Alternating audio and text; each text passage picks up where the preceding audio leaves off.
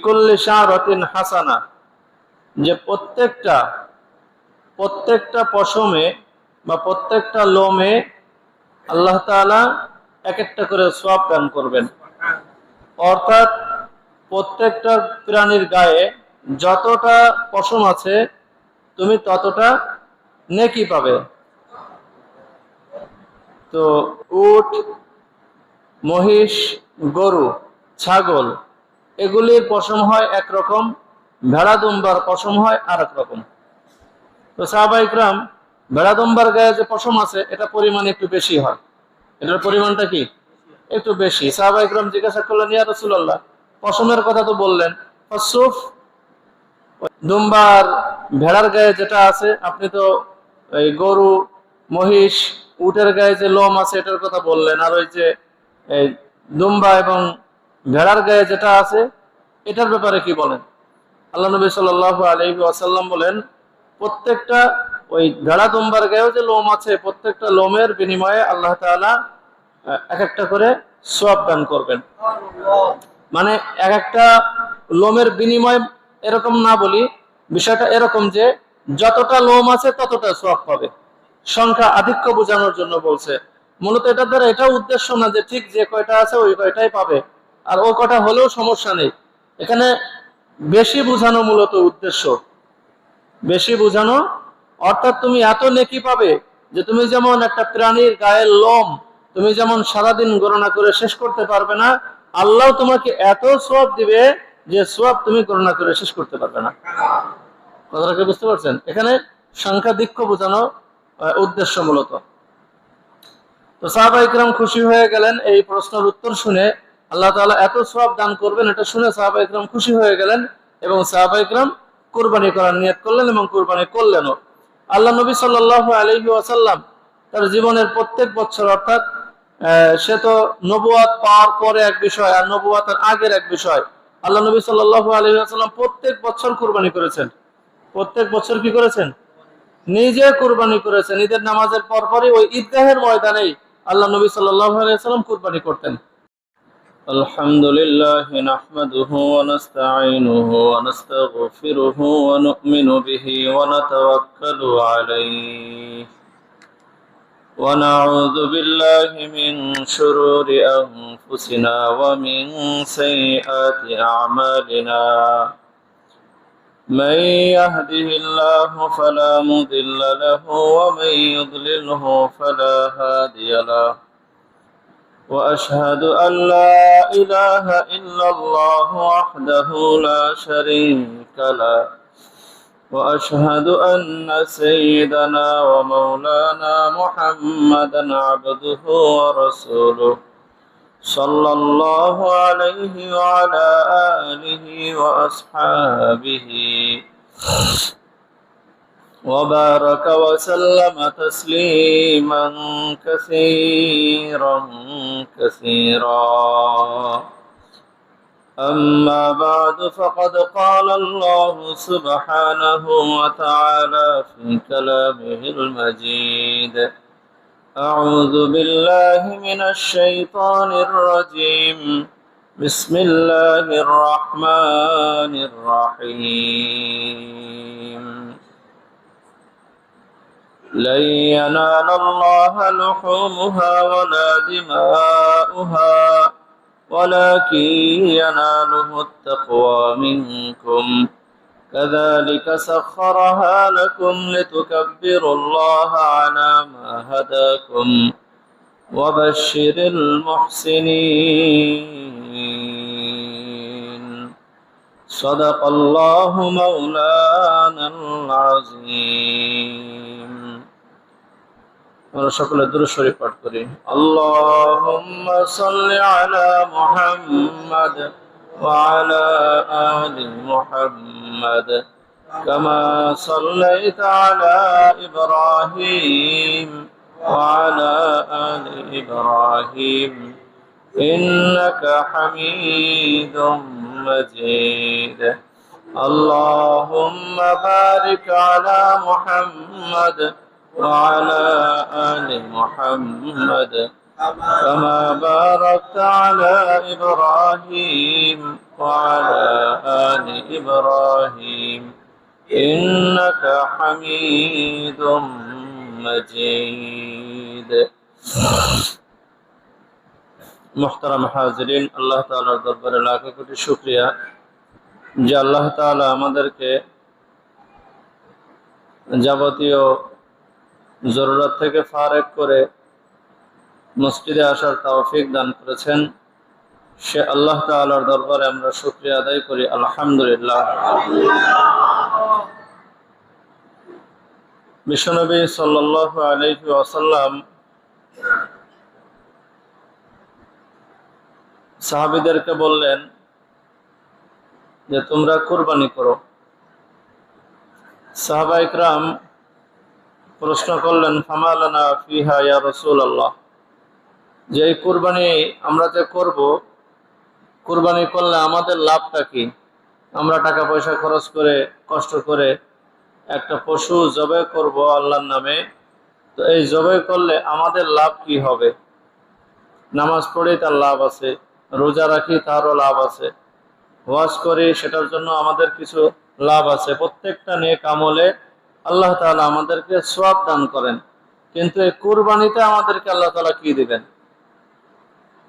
সাহাবা ইকরাম জানতে চাইলেন, কারণ মানুষ যখন কোনো বিষয়ের উপকারিতা জানতে পারে তখন মানুষ সেই উপকার গ্রহণ করার জন্য সেই কাজটা করে, বা উপকার অর্জন করার জন্য ওই কাজটা করে থাকে। তো সাহাবা ইকরামও জানতে চাইলেন, ইয়া রাসূলুল্লাহ, আমরা সালাম দিই, সালাম দিলে নেকি পাই? আমরা কোরআন তেলাওয়াত করি, প্রত্যেকটা হরফে হরফে আমরা নেকি পাই। আমরা মসজিদে যাই, প্রত্যেকটা কদমে কদমে আমরা নেকি পাই। এরকম ভাবে আমরা প্রত্যেকটা কাজের কোনো না কোনো নেকি বিভিন্ন সংখ্যায় আল্লাহ তাআলা বিভিন্ন ভাবে আমাদেরকে দান করেন। তো ঈদের সময়, কুরবানির ঈদে আমরা যে কুরবানি করব, এই কুরবানি করলে আল্লাহ আমাদেরকে কি দিবেন? আল্লাহ নবী সাল্লাল্লাহু আলাইহি ওয়াসাল্লাম বললেন যে বিকুল্লি শারাতিন হাসানা, যে প্রত্যেকটা পশমে বা প্রত্যেকটা লোমে আল্লাহ তাআলা এক একটা করে সওয়াব দান করবেন। অর্থাৎ প্রত্যেকটা প্রাণীর গায়ে যতটা পশম আছে তুমি ততটা নেকি পাবে। তো উট, মহিষ, গরু, ছাগল এগুলির পশম হয় একরকম, ভেড়া দুম্বার পশম হয় আর এক রকম। তো সাহাবা ইকরাম, ভেড়া দুম্বার গায়ে যে পশম আছে এটা পরিমাণ একটু বেশি হয়, এটার পরিমাণটা কি একটু বেশি। সাহাবা ইকরাম জিজ্ঞাসা করলেন, ইয়া রাসূলুল্লাহ, পশমের কথা তো বললেন, ফাসুফ, দুম্বার ভেড়ার গায়ে যেটা আছে, আপনি তো এই গরু, মহিষ, উটের গায়ে যে লোম আছে এটার কথা বললেন, আর ওই যে এই দুম্বা এবং ভেড়ার গায়ে যেটা আছে এটার ব্যাপারে কি বলেন? আল্লাহ নবী সাল্লাল্লাহু আলাইহি ওয়াসাল্লাম বলেন, প্রত্যেকটা ওই ভেড়া দুম্বার গায়েও যে লোম আছে, প্রত্যেকটা লোমের বিনিময়ে আল্লাহ তাআলা এক একটা করে সওয়াব দান করবেন।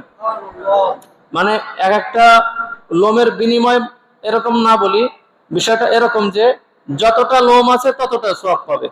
সংখ্যা আধিক্য বোঝানোর জন্য বলছে। মূলত এটার দ্বারা এটাও উদ্দেশ্য না যে ঠিক যে কয়টা আছে ওই কয়টাই পাবে, আর ও কয়টা হলেও সমস্যা নেই। এখানে বেশি বোঝানো মূলত উদ্দেশ্য, বেশি বোঝানো। অর্থাৎ তুমি এত নেকি পাবে যে তুমি যেমন একটা প্রাণীর গায়ের লোম তুমি যেমন সারাদিন গণনা করে শেষ করতে পারবে না, আল্লাহ তোমাকে এত সওয়াব দিবে যে সওয়াব তুমি গণনা করে শেষ করতে পারবে না। কথাটা কি বুঝতে পারছেন? এখানে সংখ্যাধিক্য বোঝানো উদ্দেশ্য মূলত। তো সাহাবা ইকরাম খুশি হয়ে গেলেন এই প্রশ্নের উত্তর শুনে। আল্লাহ তাআলা এত সওয়াব দান করবেন এটা শুনে সাহাবা ইকরাম খুশি হয়ে গেলেন এবং সাহাবা ইকরাম কুরবানি করার নিয়ত করলেন এবং কুরবানি করলেনও। আল্লাহ নবী সাল্লাল্লাহু আলাইহি ওয়াসাল্লাম তার জীবনের প্রত্যেক বছর, অর্থাৎ সে তো নবুয়ত পাওয়ার পরে এক বিষয় আর নবুয়তের আগের এক বিষয়, আল্লাহ নবী সাল্লাল্লাহু আলাইহি ওয়াসাল্লাম প্রত্যেক বছর কুরবানি করেছেন। প্রত্যেক বছর কি করেছেন? নিজে কুরবানি করেছেন। ঈদের নামাজের পরপরই ওই ঈদগাহের ময়দানেই আল্লাহ নবী সাল্লাল্লাহু আলাইহি ওয়াসাল্লাম কুরবানি করতেন। ঈদের নামাজের পরে কুরবানি কোথায় করতেন? ওই ঈদগাহেই করতেন, যেখানে নামাজ পড়তেন ওইখানেই কুরবানি করতেন। এখন তো আমাদের টাকা পয়সা হয়েছে, আমরা একটু কষ্ট করতে চাই না। আসলে যখন কষ্টের সময় ছিল তখন আমরা আনন্দের সাথে করেছি, আর এখন আমাদের টাকা পয়সা হয়েছে, এখন আমাদের জন্য কাজগুলি করা আরো সহজ, কিন্তু এখন আমরা ওই কষ্টটা করতে চাই না। আমি বলছি না যে আপনার ঈদগাহে কুরবানি করতেই হবে, এরকম কিছু বলছে না, কিন্তু আল্লাহ নবী করেছেন, সেই অনুকরণে যদি আপনি করেন তো কোনো গুনাহ হবে নাকি? ওমর রাদিয়াল্লাহু তাআলা আনহু একদিন সফরে বের হয়েছেন, সাথে সাহাবা ইকরাম আছেন। তো ওমর রাদিয়াল্লাহু তাআলা আনহু এক জায়গায় পেশাব করতে বসেছেন, কিন্তু পেশাব করেন নাই। এক জায়গায় কি প্রস্রাব করতে বসেছেন, কিন্তু প্রস্রাব করেন নাই। আর এক জায়গায় একটু, আমরা যেমন মাথার উপরে যদি কোনো ডালপালা থাকে বা দরজা যদি একটু নিচু থাকে, কোনো নিচু জায়গায় ঢুকতে প্রবেশ করতে আমরা মাথা নিচু করে এরকম ঢুকি না? তো ওমর রাদিয়াল্লাহু তাআলা আনহু এরকম হঠাৎ চলতে চলতে একটা খালি জায়গায় এরকম মাথা নিচু করে তারপরে গেলেন। তো এই দুইটা কাজ দেখে দুনোবারই সাহাবায়ে ওনার সাথে যারা ছিলেন ওনাদের ভিতরে একটা কৌতূহল হলো এবং প্রশ্ন করে বসলেন যে আমিরুল মুমিনিন, মাথার উপরে কিছুই নাই, আপনি খামাখা কেন মাথাটা নিচু করে, এরকম কেমন জানি আপনার মাথার উপরে কিছু আছে, আপনি এরকম মাথাটা নিচু করে তারপরে গেলেন? তো ওমর রাদিয়াল্লাহু তাআলা আনহু বলছেন যে দেখো, তোমরা যেমন আজকে আমার সাথে পথ চলতেছো, আমি একদিন রাসূলুল্লাহ সাল্লাল্লাহু আলাইহি ওয়াসাল্লামের সাথে পথ চলছিলাম। তো যাওয়ার পথে এখানে একটা গাছ ছিল, এই গাছের ডালটা এরকম নিচু হয়েছিল। তো আল্লাহ নবী সাল্লাল্লাহু আলাইহি ওয়াসাল্লাম সোজা হয়ে যেতে গেলে মাথায় লেগে যাবে বিধায় আল্লাহ নবী একটু নিচু হয়ে তারপরে এটা পার হয়েছিলেন। তো আল্লাহ নবী ওই যে এখান থেকে নিচু হয়ে গিয়েছিলেন সেটার অনুসরণে আমিও নিচু হয়ে গেলাম, যে আল্লাহ নবী এখান থেকে নিচু হয়ে গিয়েছিলেন, এই জন্য আমি নিচু হয়ে গেলাম। তো সাহাবা ইকরাম উত্তর পাইলেন। এরপরে জিজ্ঞাসা করলেন যে আপনি ওখানে প্রস্রাব করতে বসলেন কিন্তু প্রস্রাব করলেন না যে? দেখো, আল্লাহ নবী সাল্লাল্লাহু আলাইহি ওয়াসাল্লাম এই জায়গায় জীবদ্দশায় একদিন প্রস্রাব করতে বসেছিলেন এই পথে চলার সময়। তো আমার প্রস্রাব চাপে নাই, তারপরে আমি আল্লাহ নবীর অনুকরণে এখানে বসলাম। তো এটা করলে কি গুনাহ হবে নাকি? যদিও ওই বসাটা তার জন্য সুন্নাত ছিল না, যদিও ওইভাবে নিচু হয়ে যাওয়া তার জন্য সুন্নাত ছিল না, তারপরেও সে যে গিয়েছে তাতে কোনো গুনাহ হয়েছে নাকি? কোনো গুনাহ তো হয় নাই। আল্লাহ নবী সাল্লাল্লাহু আলাইহি ওয়াসাল্লাম লাউ খেতে পছন্দ করতেন, কিন্তু লাউ খাওয়া সুন্নাত তো কেউ বলে না, বলে নাকি? কিন্তু আপনি যদি লাউ খান তাতে কি আপনার ক্ষতি হবে? আল্লাহ নবী সাল্লাল্লাহু আলাইহি ওয়াসাল্লাম গরুর মাংস খাইতেন। তো আপনি গরুর মাংস খাওয়া সুন্নাত এরকম কিছু না, যদি আপনি খান তাতে আপনার কোনো গুনাহ হবে? হ্যাঁ, আল্লাহ নবী সাল্লাল্লাহু আলাইহি ওয়াসাল্লাম বাসি খাবার খাইতেন না, টাটকা খাবার খাইতেন। না খেয়ে থাকতেন কিন্তু টাটকা ছাড়া খাইতেন না। এখন আপনি যদি টাটকা খাওয়াই সুন্নাত এরকম না, আপনি যদি টাটকা খাবার খান তাতে কি আপনার কোনো গুনাহ হবে? এটা আপনার উপকার হবে না? আল্লাহ নবী সাল্লাল্লাহু আলাইহি ওয়াসাল্লাম জমানো পানি খাইতেন, সংরক্ষণ করে পানি খাইতেন, অর্থাৎ আগের দিন সন্ধ্যা রাত্রে পানি জমা করে রাখতেন, পরের দিন সকালে ওই বাসি পানি খাইতেন। আপনি যদি এটা খান আপনার জন্য কোনো ক্ষতি হবে নাকি?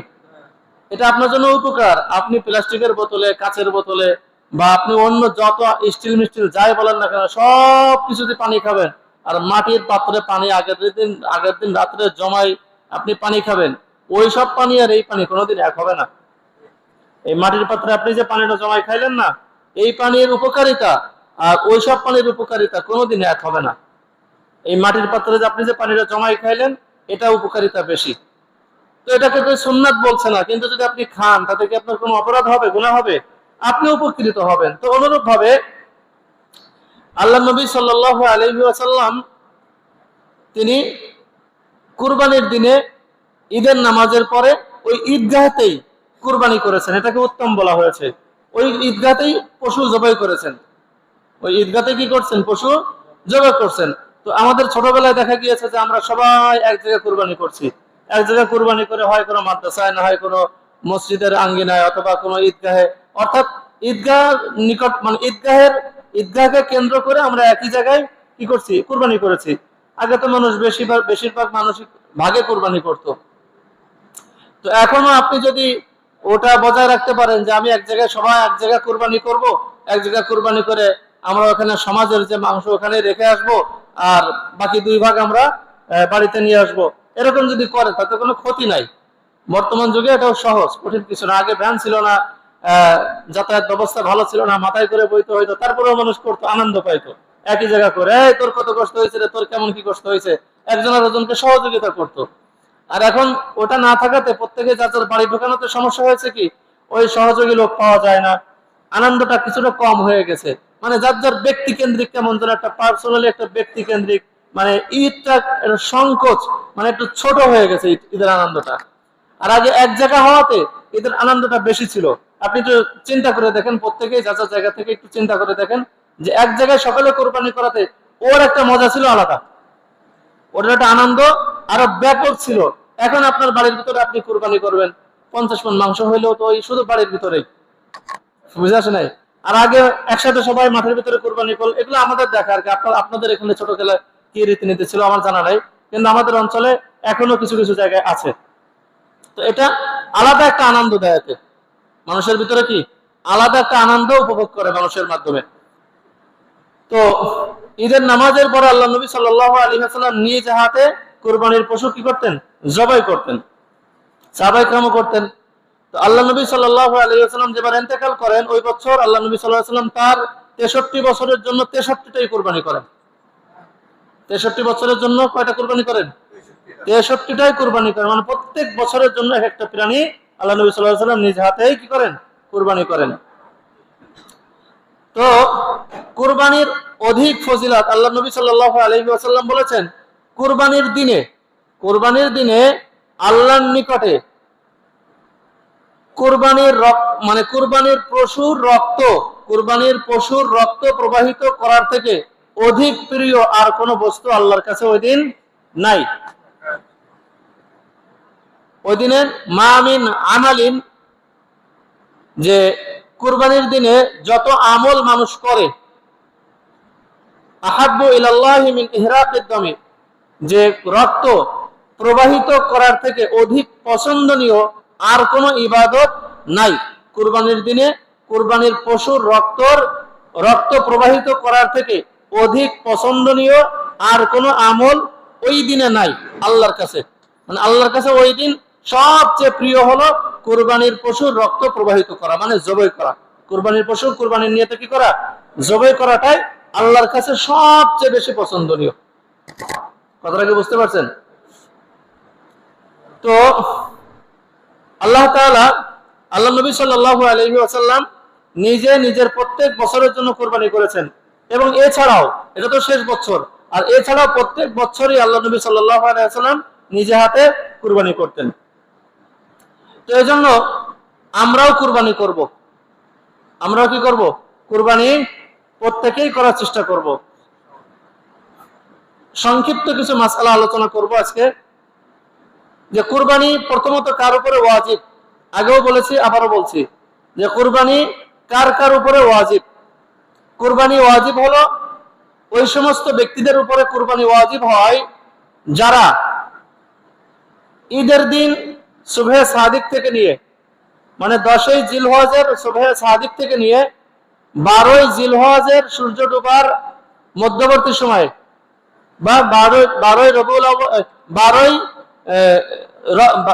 জিলহজের 10ই জিলহজ থেকে নিয়ে 12ই জিলহজ, 10ই জিলহজ থেকে নিয়ে 12ই জিলহজ, এই 3 দিন, 10ই জিলহজের সুবহে সাদিক থেকে নিয়ে 12ই জিলহজের সূর্যাস্ত পর্যন্ত সময়ের মধ্যে যার কাছে নিসাব পরিমাণ মাল থাকে, সেটা এক মুহূর্তের জন্য হলেও তার উপরে কি হয়ে যায়, কুরবানি ওয়াজিব হয়ে যায়। আর নিসাব পরিমাণ মাল কি? 52.5 তোলা রূপা অথবা 7.5 ভরি স্বর্ণ। বিস্তারিত আগে বলেছি, যদি শুধু স্বর্ণ থাকে তাহলে 7.5 ভরি, শুধু স্বর্ণেরই মালিক, অন্য কিচ্ছু তার কাছে নাই, অন্য কিচ্ছু কি তার কাছে নাই, শুধুমাত্র 7.5 ভরি স্বর্ণ আছে, নারী হোক পুরুষ হোক, তার উপরে কুরবানি কি হয়ে যাবে, ওয়াজিব হয়ে যাবে। এখন স্বর্ণও নাই, অন্য কিচ্ছু নাই, শুধুমাত্র 52.5 তোলা রূপা আছে, তার উপরেও কুরবানি ওয়াজিব হয়ে যাবে। অনুরূপভাবে কিছু স্বর্ণ আছে বা স্বর্ণ নাই, কিছু রূপা আছে, টাকা আছে, ব্যবসায়ী পণ্য আছে, বা কিছু রূপা আছে, কিছু স্বর্ণ আছে, কিছু টাকা আছে, হ্যাঁ, তার উপরেও কুরবানি হয়ে যাবে, ওয়াজিব হয়ে যাবে। অথবা কিছু ব্যবসায়ী পণ্য আছে বা কিছু টাকা আছে, বা একটার সাথে একটা, ঠিক আছে, মানে কোনোটাই পূর্ণ নাই, দুইটা মিলে পূর্ণ হচ্ছে। কি পূর্ণ হচ্ছে? যে দুইটা মিলে 52.5 তোলা রূপার যে মূল্য আছে সেই পরিমাণ মানে মূল্যের অর্থ তার কাছে পাওয়া যাচ্ছে। মানে আপনি ঈদের দিন এই 3 দিন সময়ের মধ্যে যে কোনো সময়, এই 3 দিন সময়ের মধ্যে যে কোনো মুহূর্তে আপনার কাছে এই পরিমাণ সম্পদ পাওয়া গেল বা এই পরিমাণ সম্পদ আপনার কাছে আসলো, যেটার মূল্য 52.5 তোলা রূপার সমান সমান হয়ে যায়। বুঝছেন মনে হয় সকলে? সবাই বুঝছেন না? মানে এই কথাটা বোঝাইতে গেলে একটু সময় লেগে যায়। আগেও যেহেতু বলছি হয়তো সহজ হয়েছে, যে এই 3 দিন সময়ের মধ্যে আপনার কাছে একাধিক বস্তুর মূল্য, স্বর্ণের মানে দেখা যাচ্ছে আপনার কাছে 1 আনা স্বর্ণ আছে বা 2 আনা বা 4 আনা স্বর্ণ আছে, আপনার কাছে দেখা যাচ্ছে 2 ভরি রূপা আছে, আপনার কাছে নগদ দেখা যাচ্ছে 30,000 টাকা আছে, এই সব কিছু মিলায়ে দেখা যাচ্ছে আপনার কাছে 60-65,000 টাকা হয়ে গেল। বুঝে আসে নাই? 60-65,000 টাকা কি হয়ে গেল। এখন 60-65,000 টাকা ধরলাম কেন? এটা 52.5 তোলা রূপার মূল্য। 52.5 তোলা রূপার মূল্য কত? আনুমানিক 60-65,000 টাকা। আপনি বাজারে খোঁজ নিয়েন, স্বর্ণের দোকানে কি করেন, খোঁজ নিয়েন যে 52.5 তোলা রূপার মূল্য কত আসে। আপনার কাছে দেখা যাচ্ছে কিছু স্বর্ণ আছে, কিছু রূপা আছে, বা কিছু টাকা আছে, বা কিছু ব্যবসায়ী পণ্য আছে, এই সব কিছু মিলায়ে আপনার কাছে 65,000 টাকার মতো হয়ে যাচ্ছে। 65,000 টাকার মতো হয়ে গেলে আপনার উপরে কুরবানি কি হয়ে যাবে? ওয়াজিব হয়ে যাবে। আপনি যদি 1 সেকেন্ডের জন্য মালিক হন, তো ওই 1 সেকেন্ডের মধ্যে আপনার উপরে কুরবানি হয়ে যাবে। আপনার উপরে কুরবানি কি ওয়াজিব হয়ে যাবে। তার মানে আপনাকে কুরবানি করতে হবে। আপনাকে কুরবানি কি করতে হবে। অনেক মহিলারা মনে করে স্বামী কুরবানি করতেছে, তাই আমার আর কুরবানি করতে হবে না। অনেক মা মনে করে আমার ছেলে কুরবানি করতেছে, আমার আর কুরবানি করতে হবে না। এরকম মনে করে থাকে না, এই ধারণা সঠিক নয়। এই ধারণা কি সঠিক নয়। কুরবানি ওয়াজিব হয় ব্যক্তির উপরে, আত্মীয়ের উপরে না। কুরবানি ওয়াজিব হয় কার উপরে? ব্যক্তির উপরে, রক্তের সম্পর্কীয় বা দুঃসম্পর্কীয় আত্মীয়র উপরে না। নিজেরটা নিজের উপরে কুরবানি হয়, নিজেরটা নিজেরই আদায় করতে হয়। এখন হ্যাঁ, আমি যদি আমার স্ত্রীর পক্ষ থেকে আদায় করে দিই, আমি যদি আমার মার পক্ষ থেকে আদায় করে দিই, আমার বাবা যদি আমার পক্ষ থেকে আদায় করে দেয়, আমাকে জানিয়ে আমার পক্ষ থেকে যদি আদায় করে দেয়, তাহলে আদায় হয়ে যাবে। তাহলে কি আদায় হয়ে যাবে? অর্থাৎ একজন যদি আরেকজনের পক্ষ থেকে আদায় করে দেয়, তাহলে সেটা ভিন্ন কথা, আদায় হয়ে যাবে। কিন্তু আপনার উপরে ওয়াজিব হয়েছে, আপনি মনে করলেন স্বামী কুরবানি করতেছে, বাস আমার আর কুরবানি করতে হবে না। না, এটা ভুল ধারণা। এটা কি? আপনার নামাজ যেমন আপনাকে আদায় করতে হয়, আপনার রোজা যেমন আপনাকে রাখতে হয়, আপনার হজ আপনাকে আদায় করতে হয়, আপনার যাকাত আপনাকেই আদায় করতে হয়, অনুরূপ ভাবে আপনার কুরবানি আপনাকেই আদায় করতে হবে। কথাটা কি বুঝতে পারছেন? আপনার ক্ষুধা লাগলে যেমন আপনাকে খাবার খেতে হয়, আব্বাই খাইলে পেট ভরে না, মাই খাইলে পেট ভরে না, ভাই বোন স্বামী স্ত্রী আত্মীয় স্বজন কেউ খাইলে যেমন আপনার পেটটা ভরে না, অনুরূপ ভাবে আপনার কুরবানি অন্য কেউ কুরবানি করলো আপনার নামে না, আপনার নামে না, অন্য কেউ তার নিজের কুরবানি আদায় করলো, আর আপনি মনে করলেন যে আপনারটা আদায় হয়ে গেছে। না, এটা আদায় হবে না। কথাটা বুঝছেন মনে হয়? অর্থাৎ যদি কোনো মহিলার উপরে কুরবানি ওয়াজিব হয়, তারটা তারই আদায় করতে হবে। তার স্বামী কুরবানি দিয়েছে, এই মনে করলো যে না আমার স্বামী তো কুরবানি করছে, আমি আর করবো কেন, না, তারটা আদায় হয় নাই। ওটা তার স্বামীর পক্ষ থেকে কুরবানি হয়েছে, তার পক্ষ থেকে হয় নাই। কথাটা বুঝছেন না? তাহলে যার কুরবানি তারই আদায় করতে হবে। কি পরিমাণ মালের মালিক হলে? আনুমানিক 65,000 টাকা। 52.5 তোলা রূপার যে মূল্য আছে, এই মূল্য পরিমাণ টাকার মালিক হয়ে গেলে তার উপরে কুরবানি ওয়াজিব। কখন টাকার মালিক হলে? 10, 11, 12, 10, 11, 12 এই 3 তারিখের মধ্যে যে কোনো সময়, এই 3 তারিখের মধ্যে যে কোনো সময় এই পরিমাণ টাকার মালিক হলে তার উপরে কুরবানি ওয়াজিব হয়ে যাবে। একটা শর্ত হলো যে সে যদি আবার এই পরিমাণ টাকা ঋণ থাকে, কথার কথা আপনার কাছে 70,000 টাকা ঠিকই আছে, কিন্তু আপনি 70,000 টাকা ঋণও আছেন, এমনকি আপনার স্ত্রীর মহারানা বাবদ আপনি ঋণ আছেন, আপনার উপরে কুরবানি ওয়াজিব না। কথাটা কি বুঝতে পারছেন? আবারও বিষয়টা বোঝেন। আপনার কাছে 70,000 টাকা ঠিকই আছে, এই 3 দিনের মধ্যে 70,000 টাকার মালিক আপনি হয়েছেন, আবার আপনি 70,000 টাকা ঋণও আছেন বা কিছু কম আছেন।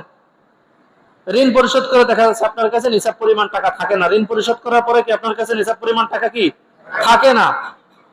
তাহলে আপনার উপরে কুরবানি ওয়াজিব না। এখন দেখা যাচ্ছে আপনি ঋণই আছেন আপনার স্ত্রীর কাছে, মোহর পরিশোধ করেন নাই, আপনি ওই আগে মোহর পরিশোধ করেন, আপনার কুরবানি করতে হবে না। আপনি কি করেন? আগে মোহর পরিশোধ করেন, আপনার কোরবানি করতে হবে না। অনেকে ধারণা আছে মোহর হয়তো পরিশোধ করা লাগবে না, মোহর পরিশোধ করতেই হবে। মোহর পরিশোধ না করে যদি কবরে যান তো কাল কিয়ামতের ময়দানে পরিশোধ করতে হবে। কথাটা কি বুঝে আসছে?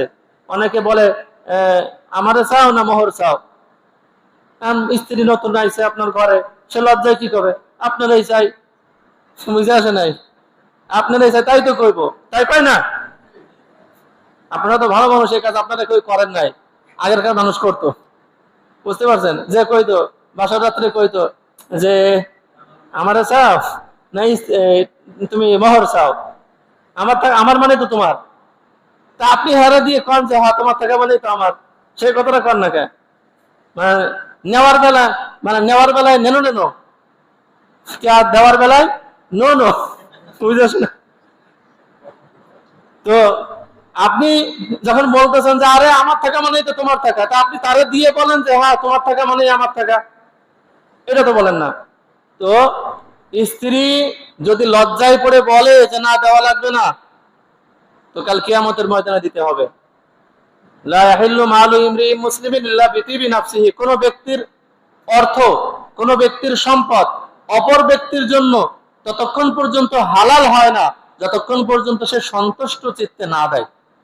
কথার কথা, আপনার 5টা টাকা আপনি খাইতেছেন, আমি বললাম যে আরে ভাই আপনি কি খাচ্ছেন, কি খাচ্ছেন, আম মিষ্টি লাগে, বুঝেন নাই, আম কি মিষ্টি লাগে, আর আপনি লজ্জায় পড়ে গেলেন, হ্যাঁ হুজুর এটা খাইয়ে দেখেন, এটা আপনি লজ্জায় পড়ে দিলেন, এটা কি? আর আপনি যদি খুশি মনে দিতেন আগেই বলতেন হুজুর আম খান। কথাটা বুঝে আসেন নাই? কথাটা বোঝেন নাই? এটা হলো সন্তুষ্ট চিত্তে দেওয়া।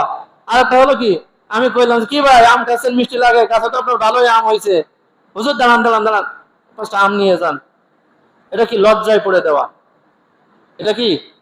তো একটা হলো সন্তুষ্ট চিত্তে যতক্ষণ পর্যন্ত মানুষ কাউকে কিছু না দিবে ততক্ষণ পর্যন্ত সেটা কি হবে না, হালাল, হালাল হবে না, হালাল কি হবে না। তো আপনার স্ত্রীর যখন আপনি বলছেন যে মোহর কি করবা, তুমি মোহর নিবা না আমারে চাও, তা আপনারাই চাই, বুঝে আসে না? সে নতুন মানুষ, লজ্জায় কি করবে, এই তো কবে, ওটা পরিশোধ হয় না।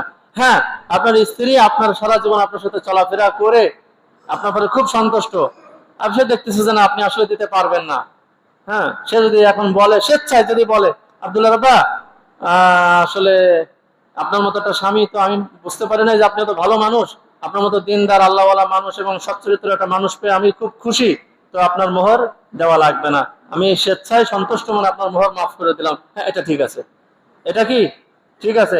আরে মিয়া আপনি মাফ চাইছেন যে এই আমারে চাও না মোহর চাও, কইলো যে মোহর চাই আপনারা চাই, এরপরে তার মোহর বাবদ, কথার কথা 1 লক্ষ টাকা মোহর ধরেছিলেন, আপনি 1 লক্ষ টাকা দিয়ে কয়েন যে এটা তোমার মোহরের টাকা, তুমি তো মাফ করে দিয়েছিলে, টাকাটা ফেরত দাও,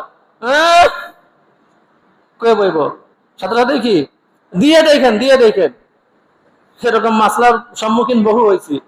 এই কিছুদিন আগে এক হুজুরে তার স্ত্রীর মোহর, মানে স্ত্রী মোহর মাফ করে দিয়েছে, না মোহরের টাকা দিয়ে কি যেন একটা কিনে দিয়েছে, মোহরের টাকা দিয়ে স্ত্রী বলছিল আমার এটা কিনে দিলে আর মোহরের টাকা দেওয়ার লাগবে না, স্ত্রী বলছে, পরে সেটা কিনে দিয়েছে, দেওয়ার পরে কি বিষয় নিয়ে যেন কথা হয়েছে, কথা হলে মোহরের আলোচনা চলে আসছে, সে আমার কাছে এই মাসলা জিজ্ঞাসা করতেছে, আমি শুনতেছি, তার স্ত্রীর পাশে বসে রয়েছে, স্ত্রী কথা বলতেছে, তার কথা আমি শুনে ফেলছি। সেটা হলো স্ত্রী বলতে, স্বামী বলতেছে যে মোহর তো করা হয়েছিল 1 লক্ষ টাকা, স্ত্রীর সাথে বলে না না 1.5 লক্ষ টাকা। ব্যাপারটা বুঝতে পারছেন? তার মানে কি সে মাফ করে নাই।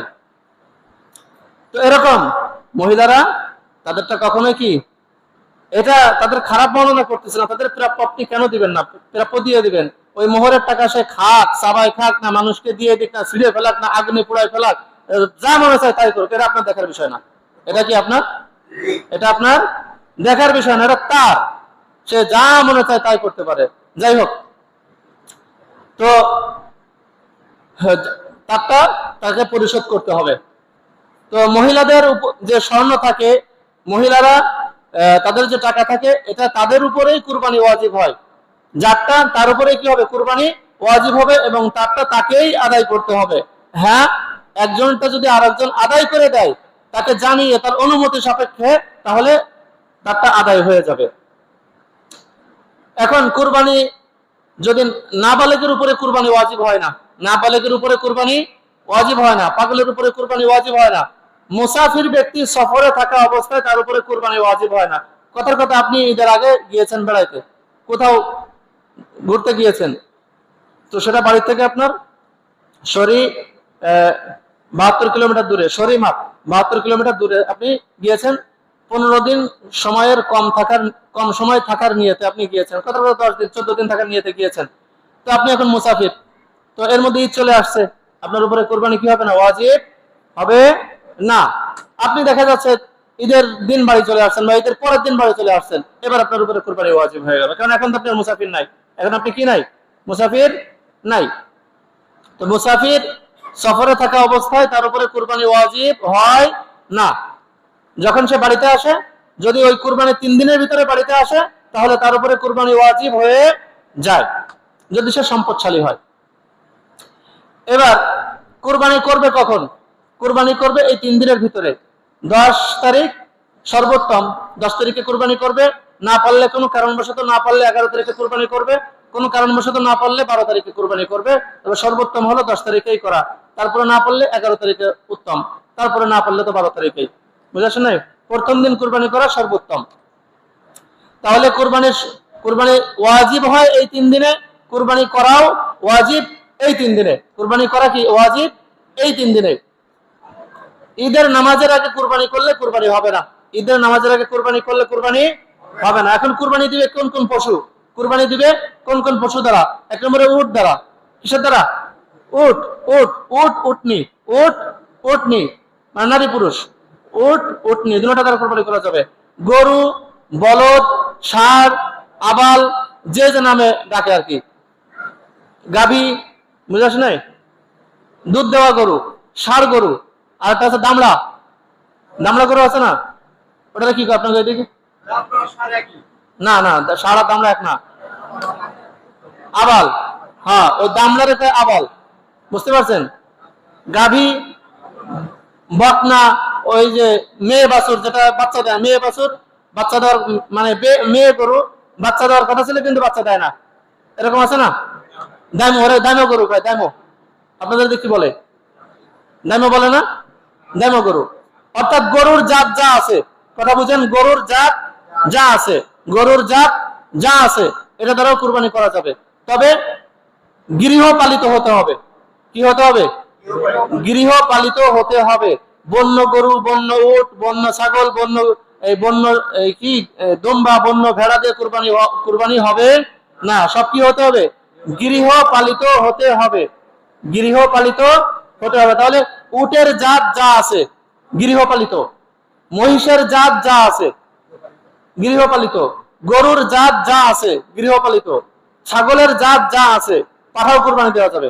পাঠাও কি হুজুর আবার কি মশলা কয়? পাঠাও কুরবানি করা যাবে। পাঠা খাওয়া যায়? পাঠা খাওয়া তো হারাম না, আল্লাহ কইছে নাকি হারাম? আল্লাহ বলছে নাকি কোথাও যে পাঠা খাওয়া হারাম? আরে ষাঁড় যদি খাওয়া যায় পাঠা খাওয়া যাবে না কেন? বুঝে আসে নাই? আপনি সেনা খাসি করছেন, আপনি কি খাসি করছেন, ষাঁড় যদি খাওয়া যায় পাঠাও খাওয়া যাবে। আর আপনার রুচিতে ধরুক বা না ধরুক, আপনি রুচিতে ধরেন, আপনি খেয়েন না, আপনার উপরে খাওয়া তো কেউ ওয়াজিব করে নাই, কিন্তু আপনি খান না দেখে আপনি কুরবানিকে অস্বীকার করবেন কেন? এই অধিকার তো আপনার নাই, আছে নাকি? আপনার ভালো লাগে না, আপনি খায়েন না, কিন্তু খাওয়া যে হালাল না এই কথা আপনি বলেন কেন? আপনি ঘৃণা করেন কি জন্য? আপনি খান না, বা শেষ। একজন হালাল বস্তু যদি খায়, বাস খাক সে। বুঝে আসে নাই? তাহলে ছাগলের জাত যা আছে, সে ছাগল হোক, বকরি হোক, খাসি হোক, ঠিক আছে, তারপরে পাঠা হোক, যাই হোক, সেটা কুরবানি করা যাবে। দুম্বার জাত যা আছে এটা দিয়েও কুরবানি করা যাবে। ভেড়ার জাত যা আছে সব দিয়ে কুরবানি করা কি যাবে। শর্ত কি? গৃহপালিত হতে হবে, গৃহপালিত হতে হবে, বন্য দিয়ে হবে না। আপনি কইতে পারেন যে হরিণ, না, হরিণ দিয়ে কুরবানি হবে না, ওটা গৃহপালিত হলেও হবে না। হরিণ কি গৃহপালিত হলেও কি হবে না। এই যে কটা বললাম এই কটা গৃহপালিত হতে হবে, যে কটা আগে বললাম এই কয় প্রাণী গৃহপালিত হবে, এগুলোতে কুরবানি করা যাবে। এখন বয়স, উট 5 বছরের কম হলে হবে না, 1 সেকেন্ড কম হলে হবে না। মহিষ, গরু 2 বছরের কম হলে হবে না। ছাগল 1 বছরের কম হলে হবে না।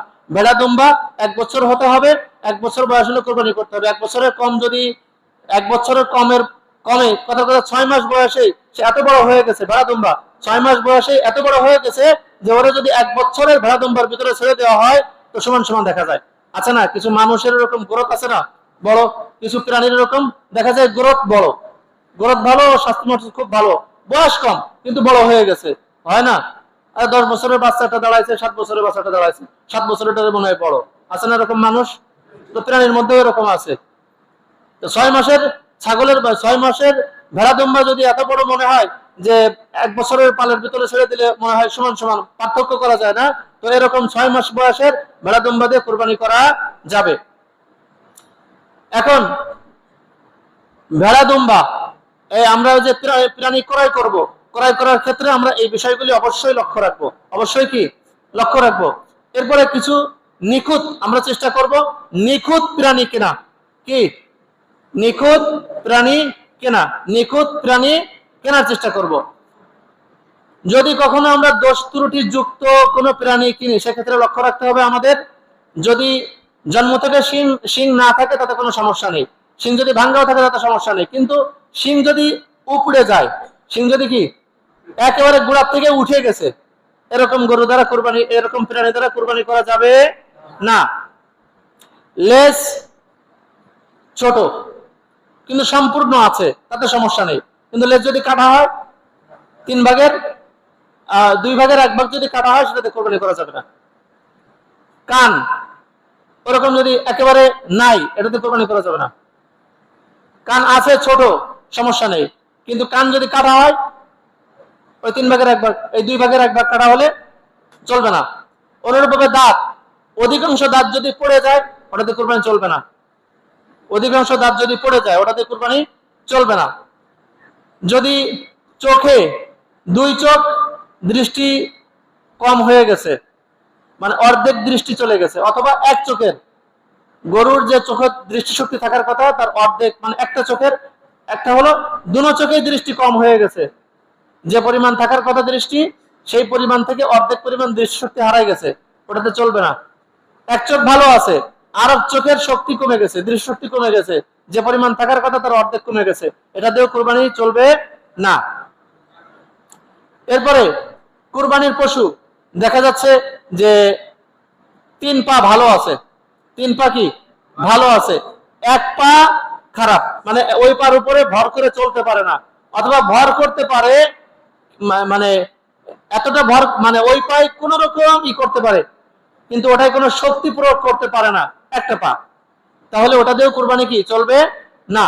এখন আপনি কেনার সময় খুব সুন্দর একটা কুরবানি পশু ক্রয় করলেন, কিন্তু কেনার পরে ত্রুটি দেখা দিল, কেনার পরে কি এই যে সমস্ত কারণে কুরবানি, যে পশু দ্বারা কুরবানি করা যায় না, যে সমস্ত ত্রুটির কারণে পশু দ্বারা কুরবানি করা যায় না, মানে পশুর যে সমস্ত ত্রুটির কারণে ওই পশু দ্বারা কুরবানি করা যায় না, ভালো পশু ক্রয় করার পরে ওই সমস্ত কোনো একটা ত্রুটি দেখা দিল, পশু ভালো তাই নিখুঁত ক্রয় করার পরে এরকম যে কোনো একটা ত্রুটি দেখা দিল, আপনি কিনে আনছেন, আনার সময় ধাক্কা লাগছে, পড়ে গেছে, শিংটা উঠে গেছে, কিনে আনছেন পাটা ভেঙে গেছে, বুঝে আসে নাই, কিনে আনছেন ভালো, লেজ কেটে পড়ে গেছে, আসার পরে এরকম হতে তো পারে, হতে পারে না?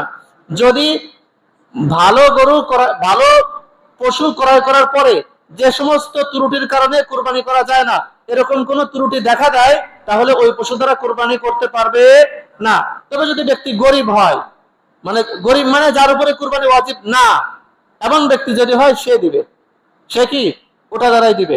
কিন্তু যদি বড় লোক হয়, মানে যার উপরে কুরবানি ওয়াজিব, সে ওটা দ্বারা দিবে না, সে আরেকটা দ্বারা আরেকটা ক্রয় করবে, সে কি আরেকটা প্রাণী ক্রয় করবে। এরপরে ছাগল, ভেড়া, দুম্বা এই 3 শ্রেণীর প্রাণী একজনে একটাই করতে পারবে কুরবানি, মানে একটা প্রাণী এক নামে কুরবানি করতে পারবে, একটা প্রাণী কি এক নামে করতে পারবে, একাধিক ব্যক্তি অংশগ্রহণ করতে পারবে না। কিসের মধ্যে? ছাগল, ভেড়া, দুম্বা। বলেন কিসের মধ্যে? ছাগল, ভেড়া, দুম্বা। এগুলো কি একজনে যদি কুরবানি করে একজনে একটাই করতে হবে, 2 জনে বা একাধিক ব্যক্তি মিলে একটা করা যাবে না। ঘোড়া গরু, মহিষ, উট, গরু, মহিষ, উট এই 3 শ্রেণীর প্রাণীতে 1 থেকে 7 জন পর্যন্ত, 1 থেকে 7 জন পর্যন্ত যে কোনো সংখ্যায়, একজনে করতে পারে, 2 জনও করতে পারে, 3 জনও করতে পারে, 4 জনও করতে পারে, 5 জনও করতে পারে, 6 জনও করতে পারে, 7 জনও করতে পারে, অংশীদারির মাধ্যমে। কিসের মাধ্যমে? অংশীদারের মাধ্যমে। অনেকে বলেন না জোড় সংখ্যায় করা যায় না, বেজোড় সংখ্যায় করতে হয়। না, এটা ভুল কথা। এটা কি কথা? ভুল কথা। জোড় বেজোড় যে কোনো সংখ্যায় কি, এই তিন ধরনের প্রাণী জোড় বেজোড় যে কোনো সংখ্যায় কি কুরবানি করা যাবে। তবে এখানে লক্ষণীয়, অংশীদারের কুরবানির ভিতরে একটু ভেজাল আছে।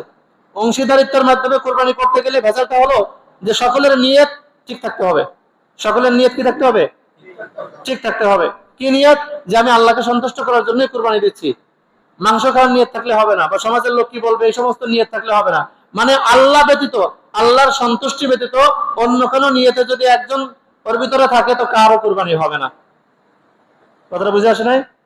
অংশীদারের মাধ্যমে যে কুরবানিগুলো হয় ওগুলির মাধ্যমে একজনের নিয়তে যদি ব্যতিক্রম থাকে, অর্থাৎ 6 জনের কুরবানি করতেছে আল্লাহর জন্য, আর একজন করতেছে নতুন মেয়ে বিয়ে দিছি, বিয়েরা আসবে, যদি শোনো যে কুরবানি করি নাই, মান সম্মানের একটা বিষয়, মান সম্মান রক্ষার জন্য কুরবানি করছে, তো কারো কুরবানি কি হবে না। কথাটা বুঝছেন না?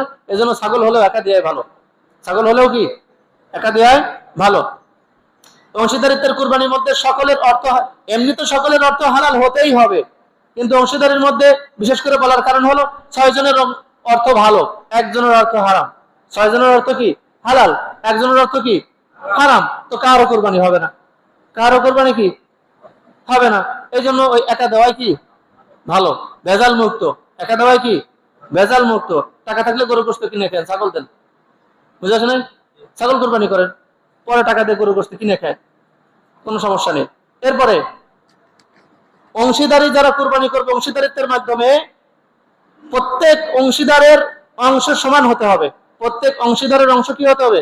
সমান হতে হবে। কথার কথা 7 জনে একটা গরু কুরবানি করতেছেন, 7 জনে, তো গরুটার দাম 70,000 টাকা। গরুটার দাম কি 70,000 টাকা। তো এই 7 জনের প্রত্যেকেই 10,000 করে দিতে হবে। 7 জনের প্রত্যেকেই কি কত করে দিতে হবে? 10,000 করে দিতে হবে, এবং মাংস সমান সমান বন্টিত হতে হবে। এখন আপনি চিন্তা করলেন, একজনে দেখা গেল, 7 জনের মধ্যে একজন দেখা গেল যে সে 10,000 দিয়ে শরীক হতে পারতেছে না, আবার আপনার বন্ধু বান্ধব আপনারা তারা ছাড়া কুরবানি করতেও যাচ্ছে না, তো আপনি বললেন যে দোস্ত তাহলে তুই 5,000 টাকা দে, আর 5,000 টাকা আমি দিচ্ছি, গোশত নেওয়ার সময় তুই 5,000 টাকা নিয়ে যাস, আমি 15,000 টাকা নিয়ে যাবো। কথাটা বুঝে আসে নাই? তাহলে এই কুরবানি কি হবে না। একজনের অংশ কি হয়ে গেল? বড় হয়ে গেছে না? একজনের অংশ কি বড় হয়ে গেছে না? এই জন্য কারো কুরবানি কি হবে না। অমিয়ারা আপনারা কাজ করেন, যদি এরকম কোন সুরত এসেই যায় তো তাকে 5,000 টাকা হাদিয়া দিয়ে দেন, অথবা তাকে 5,000 টাকা ধার দেন, তুই পরে দিয়ে দিস আমারে। বুঝে আসে নাই? কথাটা কি বুঝতে পারছেন? তাহলে অংশীদারের মাধ্যমে কুরবানি করলে প্রত্যেকের অংশ, মানে টাকার পরিমাণ কি হতে হবে? সমান সমান হতে হবে, এবং প্রত্যেকেই বাজারে যে একসাথে উপস্থিত থেকে কুরবানির পশু ক্রয় করাটা উত্তম। কথাটা কি বুঝতে পারছেন? সকলের পছন্দই কুরবানির পশু ক্রয় করা কি উত্তম। এখন আরেকটা মাসালা, একটা ভুল আমরা করে থাকি প্রায়, যে কুরবানি করার সময়, মানে পশু কেনার সময় প্রথমে কিনছে একলাই, যে একলা কুরবানি করবে, পরে শয়তানে ওয়াসওয়াসা দিয়েছে, আরে না, একজন অংশীদার বানা, একজন কি অংশীদার বানা, উনি অংশীদার বানাই ফেলছে। হ্যাঁ, এক্ষেত্রে যদি ধনী হয়, মানে যার উপরে কুরবানি ওয়াজিব, সে যদি একা কুরবানি করার নিয়তেই পশু ক্রয় করছে, পরবর্তীতে আরেকজনকে অংশীদার বানাইছে, এটা গুনাহের কাজ। কিন্তু যদি করে কুরবানি আদায় হয়ে যাবে, দুইজনেরই কুরবানি আদায় হয়ে যাবে, কিন্তু এই কাজটা গুনাহের কাজ। কাজটা কি গুনাহের কাজ। আর গরিব ব্যক্তি, মানে যার উপরে কুরবানি ওয়াজিব না, এমন ব্যক্তি যদি কুরবানি করার জন্য একটা পশু ক্রয় করে, ক্রয় করার সময় নিজে একলা নিয়ত করছে যে আমি একলাই করুন, এই নিয়তে ক্রয় করছে, ক্রয় করার পরে চিন্তা করছে গরিব মানুষ, আর অংশীদার একটা পাইছে, আরো জন ঢুকতে চায়, তাকে যদি নিই তাহলে তো কিছু টাকা তো সাশ্রয় হয়, কুরবানি তো হয়ে যাচ্ছে, কিছু টাকা তো আমার বেঁচে যায় না, সে আর অংশগ্রহণ করাইতে পারবে না। কেন পারবে না? উনি ওই পশু ক্রয়ের মাধ্যমে নিজের উপরে ওয়াজিব করে ফেলছে। নিজের উপরে কি ওয়াজিব করে ফেলছে, এখন আর তাল ভাঙা চলবে না, ওয়াজিব করছে, এখন কি কুরবানি করতেই হবে। এখন কি ওই পশু কি করতে হবে? তাকে কুরবানি, পুরোটাই তাকে কুরবানি করতে হবে, ওখানে আর অংশীদার বানাইতে কাউকে পারবে না। মাসালাগুলো কি বুঝছেন আপনারা? এরকম আর একটা মাসালা, মানে বোঝার জন্য সহজ হবে, এই মাসালাটা বুঝতে ওটা সহজ হবে। কথার কথা, একজন ধনী লোক, মানে যার উপরে কুরবানি ওয়াজিব, সে একটা পশু ক্রয় করছে, আর যার উপরে কুরবানি ওয়াজিব না, সে একটা কুরবানি নিতে পশু ক্রয় করছে। এখন ঘটনাক্রমে দুজনের পশু হারাই গেছে, দুজনের কুরবানি পশু কি হয়ে গেছে? হারাই গেছে। এখন ধনী লোকও ফিরে পাইছে, ধনী লোক আর একটা পশু ক্রয় করছে, গরিব লোকও আর একটা পশু ক্রয় করছে, আর ওখানে হারাই গেছে। হারাই যাওয়ার পরে দুইজনে কি আবার কি করছে? পশু দুইটা ক্রয় করছে। এখন দুইজনে কি করবে? দুইটা ক্রয় করার পরে আবার সেই হারানো দুইটা ফিরে পাইছে। হারানোটা কি? দুজনই ফিরে পাইছে, ধনী লোক ফিরে পাইছে, গরিব লোক ফিরে পাইছে। এখন কি করবে? গরিব লোক কি করবে, ধনী লোক কি করবে? ধনী লোক যেটা মনে চায় সেটা দেবে, একটা দিলেই যথেষ্ট। ধনী লোক কি, কারণ তার উপরে আল্লাহর পক্ষ থেকে কুরবানি ওয়াজিব ছিল, সে যে কোনো একটা দিয়ে আদায় করলেই হয়ে গেল। আর গরিব লোক নাফিদগিরি করছে, এর দুইটা দিতে হবে। এর কি করতে হবে? কারণ কি, ওনার উপরে কুরবানি ওয়াজিব ছিল না, উনি সাইদে নিজের উপরে কুরবানি ওয়াজিব করছে, এখন ওনার কি করতে হবে? দুটোটাই করতে হবে। কথাটা কি বুঝতে পারছেন? এই জন্য যার উপরে যা আবশ্যক না, সে যখন নিজের উপরে সেটা আবশ্যক করে নেয়, তখন তার উপরে সেটা কি দায়িত্ব পালন করা ওয়াজিব হয়ে যায়। তো এই ছিল সংক্ষিপ্ত মোটামুটি মাসালা। আরো বিস্তারিত মাসালা আছে, ইনশাআল্লাহ আগামী সপ্তাহে কিছু বলবো। এছাড়াও আমাদের যদি কোনো প্রশ্ন থাকে আমরা পরবর্তীতে জেনে নেওয়ার চেষ্টা করব।